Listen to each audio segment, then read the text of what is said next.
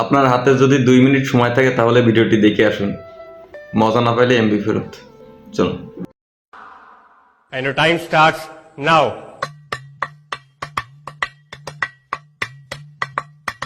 सबने मास्क पहन लिया?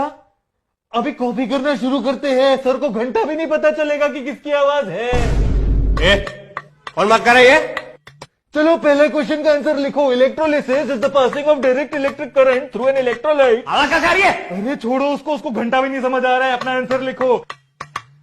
अबे पीछे देख। तेरे पे शक आ रहा है। मुंह खोल। अबे वो नहीं, मैं हूं मैं। मैं आखिरी बार पूछ रहा हूँ, कॉपी कौन कर रहा है?